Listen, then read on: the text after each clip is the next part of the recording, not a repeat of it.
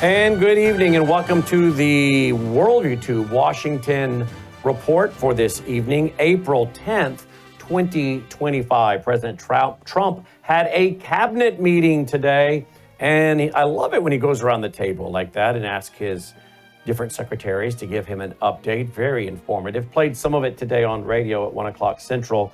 But I want to talk to our DC reporter about it. Jim, welcome back. Thanks for being with us. Thanks for having me. Glad to be here. And Jim, tell our audience about your website real quick, if you would.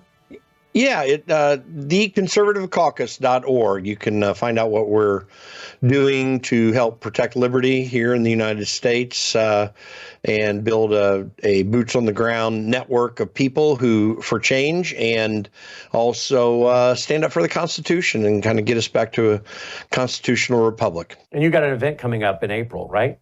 We do in Chicago. Yep. We got a whole load of speakers, including Rob Blagojevich and some others, April 23rd at the Drake Oak Brook, Illinois in Chicago, Illinois area. And I hope everyone can come that lives in the area. Excellent. Excellent. Full details on his website. All right. I want to go right away to a clip from today. Elon Musk. I love this going around the table, by the way. Have you ever seen a president do that? Because I said on TV today, radio at 1 o'clock Central, it reminded me of An Apprentice, where Donald Trump's sitting there and talking to people around a boardroom table. I don't remember in my lifetime a president giving secretaries the opportunity on a regular basis to just freely talk and update him and the American people in real time. Do you remember that? Well, this is unique. Now, it's not uncommon for various agency heads to say something in the public-facing cabinet meeting. By the way, the entire cabinet meeting you're seeing on television, too. Some presidents in the past have that cabinet meeting closed as well, and for portions of it. So very transparent, and it does give everyone, I think Donald Trump knows he's got a good team of people, and he also is aware that when they can make statements in public and be recognized, that's really helpful in moving forward a message. So he's very telegenic and very understanding of TV presence and how important that is. But I don't remember a president going around the room like that. And doing this on like almost every 2 weeks, you're seeing this. I don't remember any president doing that. One might speak, one may say something. You can tell it's very controlled. They probably have notes in front of them. But this is like people are speaking off the cuff all the way around the table. No, in many presidencies, there's no discussion at all. They allow the reporters to come in and take pictures before they close the doors. So, yeah, this is it's unprecedented, frankly. Unprecedented indeed. Listen to this, and I think I'm going to try to get my earpiece replaced, Logan. But listen to this. Here's Elon on DOGE, what they're up to. Well, thanks to your fantastic leadership, this amazing cabinet, and the very talented DOGE team, I'm excited to announce that we anticipate savings in FY26 from reduction of waste and fraud by $150 billion. And I mean, and some of it is just absurd, like people getting unemployment insurance who haven't been born yet. I mean, I think anyone can appreciate whether, I mean, come on, that's just crazy. You know, some of these things, people ask me like, well, how are you going to find waste and fraud in the government? I'm like, well, actually just go in any direction. That's how you find it.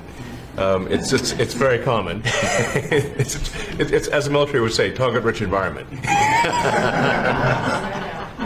So I think we're doing a lot of good and excellent collaboration with the cabinet to achieve these savings, and it will actually result in better services for the American people, and that we're going to be spending their tax dollars in a way that is sensible and fair and good.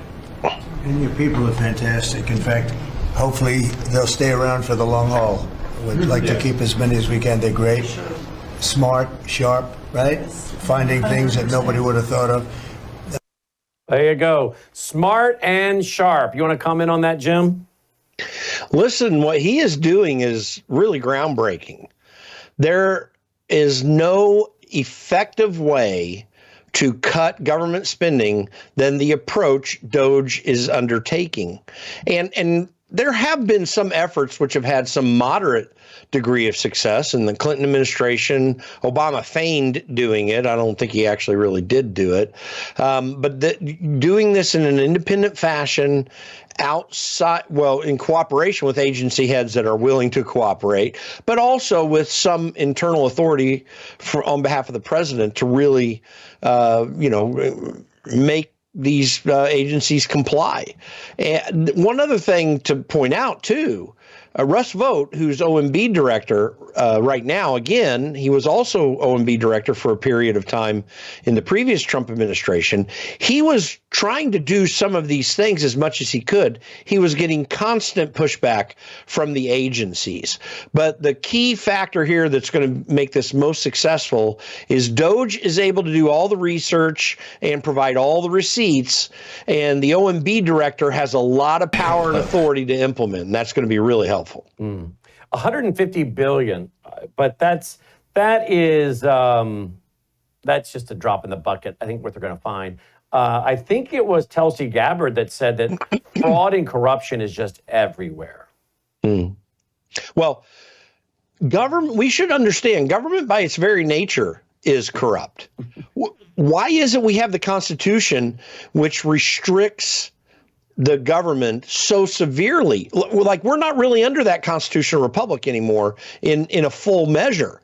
If you read Article 1, Section 8 of the Constitution, which shows the authority that Congress has to appropriate funds and to put taxes in place, there is just not, we're doing 80% of it off of the outside of that construct. The reason the founding fathers wanted to so severely restrict government is because of the tendency towards fraud and abuse and corruption that inherently comes with money sloshing around in any government endeavor of any sort. Yeah, absolutely.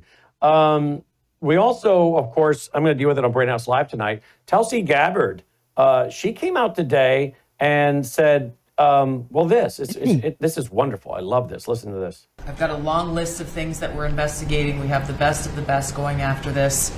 Election integrity being one of them. We have evidence of how these electronic voting systems have been vulnerable to hackers for a very long time and vulnerable to exploitation to manipulate the results of the votes being cast, which further drives forward your mandate to bring about paper ballots across the country so that voters can have faith in the integrity of our election. So he's going hardcore on the paper, one-day voting.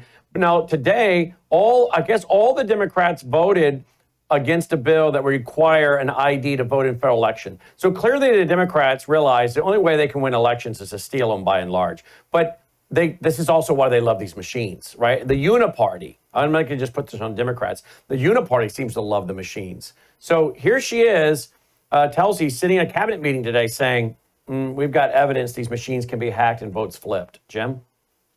It's absolutely true that is there by the very nature of it being computer systems. And now that we've known for some years that these systems are hooked up to the internet, there's an interesting system in India where they've got these electronic devices that don't hook up to the internet, and there's no software on them. It's all burned in to the cards, and it's effective, and they're able to tally the votes properly. It's very similar to people from Gen X or baby boomers who are familiar with these lever machines, these mechanical lever machines. That's what they do in India. But the computer systems are inherently problematic. Even if you don't hook it up to the internet, if you have any USB port, you can put something in and make it vulnerable, make changes if someone can sneak it up there. The worst part about it is this: you cannot physically track the effort of the voter to choose a person on the touch screen and how that went directly to the tally. You can do that very simply with paper. You can do that with, as I say, the mechanical machines that I talked about, but computers don't allow that. The best confidence we can have is if we can gather up all the people who voted again and then got their paper receipt. That might help us. But again, we don't even know if that receipt's highly accurate. We'd have to, it's a cumbersome process to have transparency in computer voting, and it should be eliminated entirely, in my opinion. Joe Kent testifying today or yesterday. Check this timestamp on it. I guess that was yesterday. Listen to this. Very interesting conversation here. Listen to this related to January 6th. And this concerns January 6th. Do you believe that the violence on January 6th was intentionally organized or directed? Still under investigation. We're looking into whether elements of the government could have enhanced the criminal acuity of some of the rioters that day. So you've said on Twitter that the FBI and the intelligence community were involved in planning and directing the riot. Is that correct? Sounds like something I said, yeah. And what evidence do you have for that claim? So we've already identified that there were multiple confidential human informants ran by the FBI and other law enforcement agencies that were present in the crowd that day, directing, removing barriers, those types of things. This has been investigated widely. We're continuing to look into it. The intelligence, I would say the FBI and other elements of the law enforcement apparatus attempted to suppress the fact that there was undercover confidential human informants that were part of these different groups.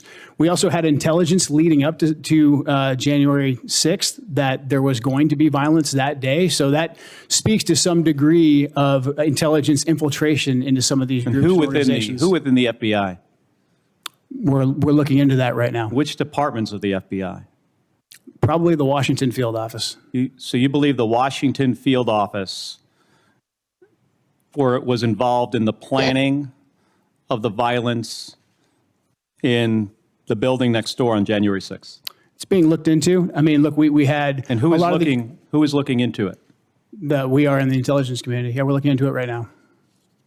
And do you believe that the IC conducts actions of this nature against Americans?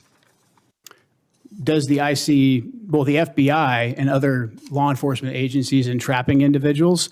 If you look at who was running the Washington field office during January 6th, it was Stephen DeAntuono. He was also running the field office in Michigan, where many of the defendants were let go after they were accused of attempting to kidnap the governor, because the vast majority of them were undercover FBI confidential informants. So unfortunately, this behavior does happen by members of law enforcement and the intelligence community, and it's incumbent upon us to make sure that we are transparent with the American people. Mr. Kent, would you be willing to share this evidence of this investigation with this committee? Of course, I'm sure he's going to as soon as I get done with it, but he probably needs to finish his investigation. I had the privilege of interviewing Joe in person, I think a couple times on Zoom or Skype or whatever we use, but certainly in person at CPAC what's that, Logan? Oh yeah, the power went out when I was interviewing him. We were sitting there doing an interview and the power went out. We were sitting in the dark at CPAC waiting for the power to come back up. And President Trump was supposed to be there, I think, the next day and in between his two terms. And we didn't know what was going on. I just said to Logan and my wife, this guy is former special forces. If he starts to go, we're right behind him. We're following him out of here.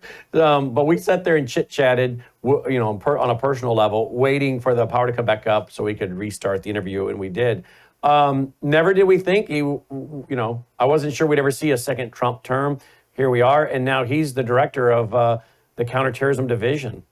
Pretty impressive. He's now saying, look, we got evidence that our own FBI and DC field office was involved in this. And I think Ed Martin, the acting U.S.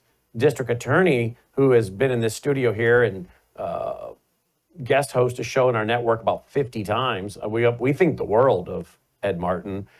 We pray he gets confirmed, and we ask our audience to pray he gets confirmed.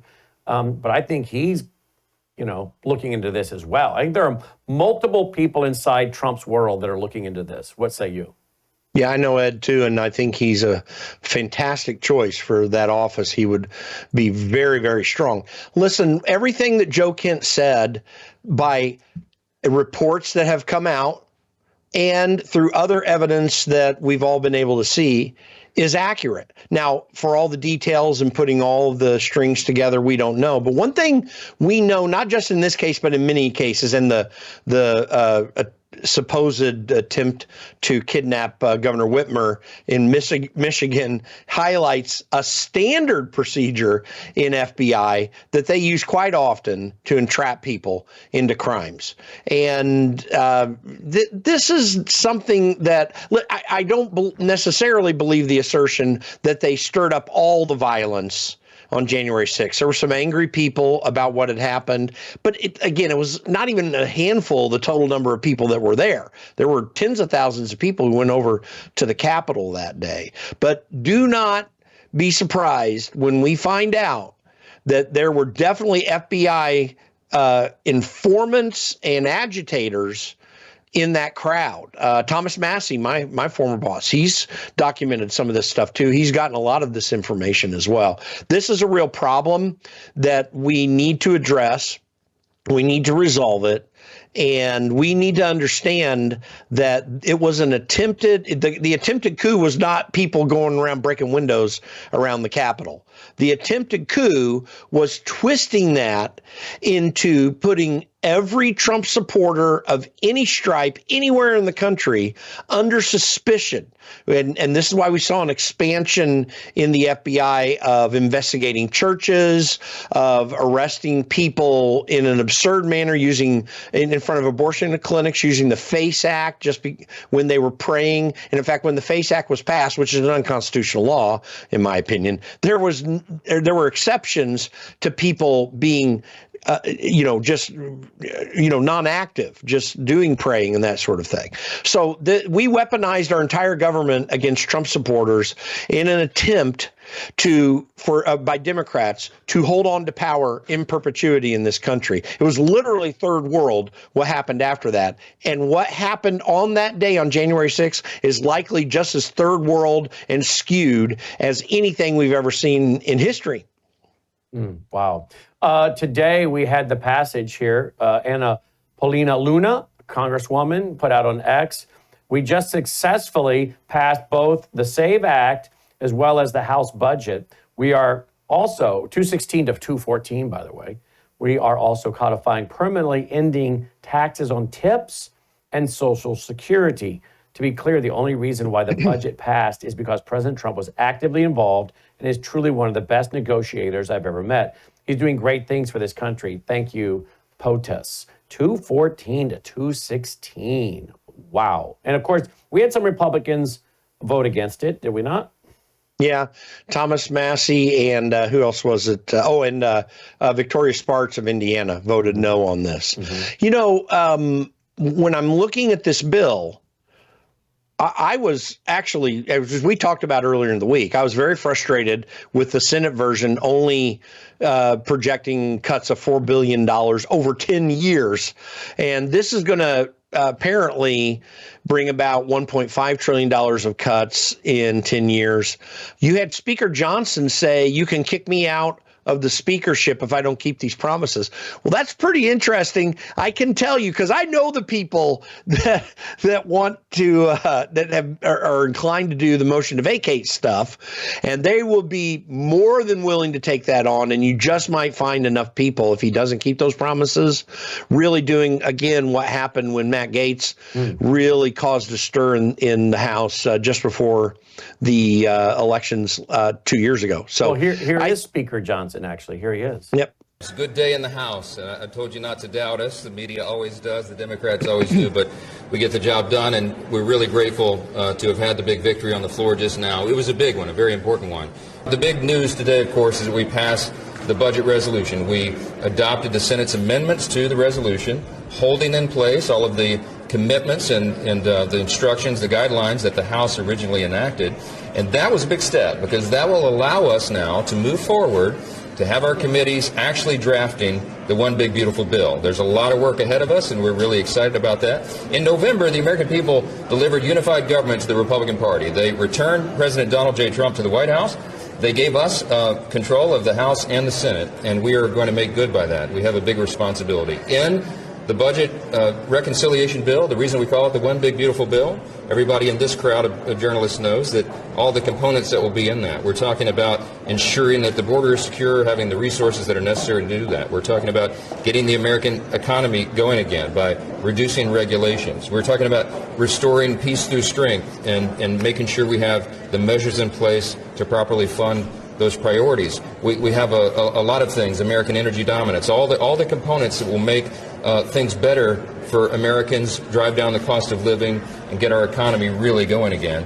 And of course, not the least of which, the big components of the One Big Beautiful Bill is to ensure that we don't have the largest tax increase in U.S. history all at once, which is what would happen at the end of this year if we didn't accomplish this mission, because the Tax Cuts and Jobs Act, the tax cuts from the first Trump administration, as we know, would expire. So a big day for us.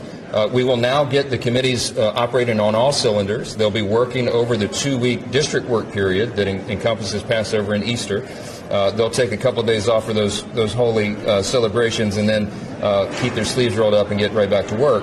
The committees in the Senate and the House will be working in a collaborative fashion. We've explained this, that this really is a one-team approach by Republicans in both chambers. I'm so grateful to Leader Thune and his steady hand of leadership. We had a joint press conference this morning making our commitments known of what we're going to try to do. And that is ensure real savings for the American people, because we have to do that. We have a responsibility to get our country back on a sound fiscal trajectory, and also make sure that we ensure and protect those essential programs. All right, there we go. You want to respond to that, Jim? Good day in the House, and I told you not to doubt. No worries.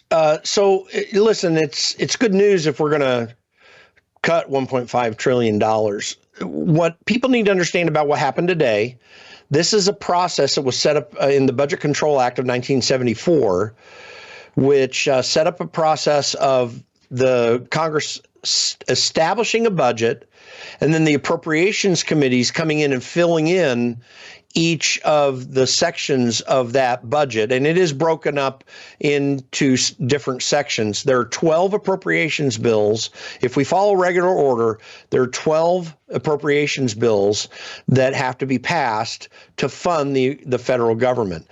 First of all, it's going to be amazing if they get all 12 of those bills passed. It would be the first time since 1998 that we did not provide some continuing resolution to fund parts of the budget where Congress had been either neglectful or unable to pass one of those 12 appropriations bills. That would be an amazing feat all by itself. The $1.5 trillion would also be an amazing feat, and that would make Mike Johnson an anomaly in Republican speakers, because we've not had a Republican speaker probably since the early part of Newt Gingrich's tenure that did anything substantive when it came to really doing the hard work that Congress must do to appropriate money in the fashion that they set for themselves.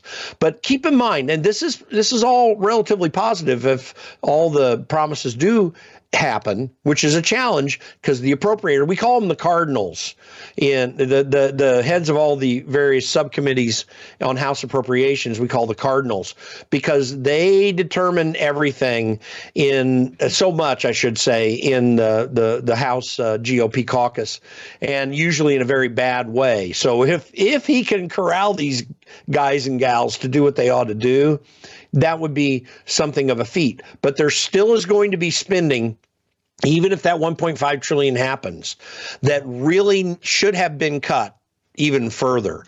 In 2019, before COVID, the federal budget, the federal spend was right around $4.5 trillion. This year, this current fiscal year, it's nearly $7 trillion. If we spent at 2019 levels, pre-COVID levels, remember, we jacked up spending big time in COVID. If we spend at 2019 levels and adjusted for inflation, that would be roughly $5.37 trillion. That's how far off we are. $7 trillion is what we're spending, which keeps a lot of COVID spending, and $5.35 trillion, which is back to what was already a very bad spend. But so there's a lot of dirt and messiness here, but it would be potentially a good first step if Mike Johnson keeps his promises. And of course, the Democrats voted against the SAVE Act, which would have required voter ID to vote in a federal election. What does that tell you about the Democrats? Well, what it did require is that you cannot register to vote unless you show proof of citizenship, amongst other things in the bill. What it says about Democrats is they know they can't win American elections. We don't have American elections right now.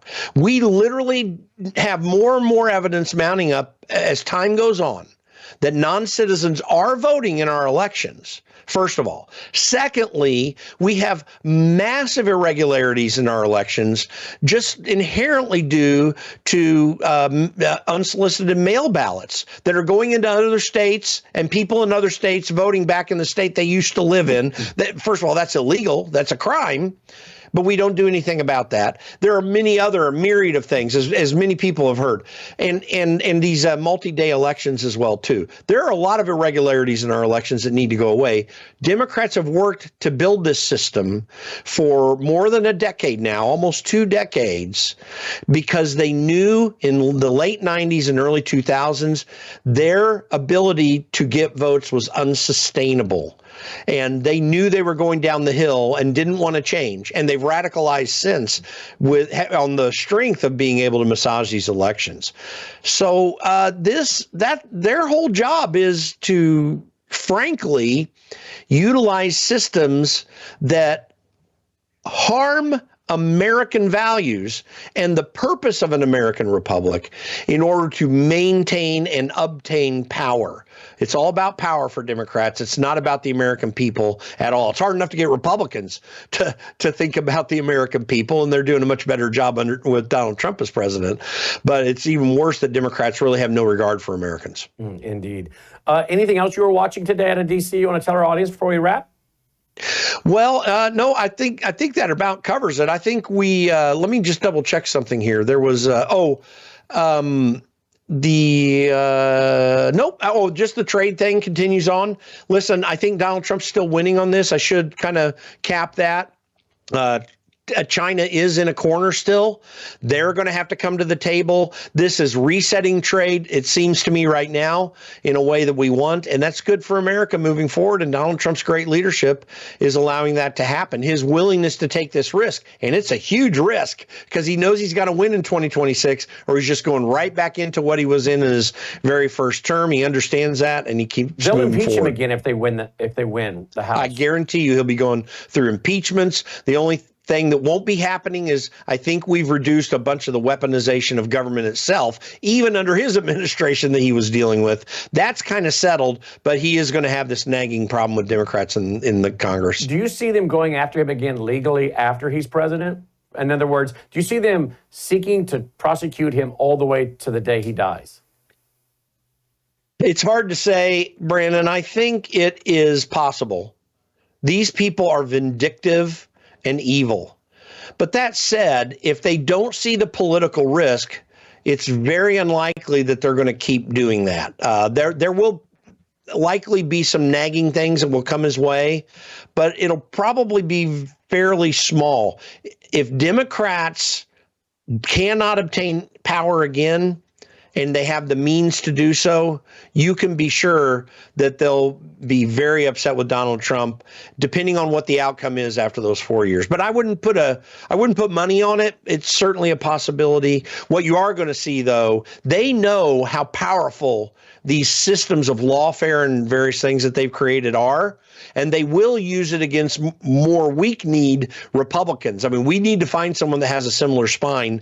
I don't know precisely who that is. I have hope in J.D. Vance. I have some hope in Ron DeSantis, people like Byron Donalds and some others that I could point to. But I don't know that they have quite that spine. So we have interesting years ahead. Let me ask you quickly here. The guy that's been promoted inside the FBI that supposedly was hunting down J6ers, a lot of the MAGA crowd feels really betrayed. Why do you think that guy is being retained and then promoted?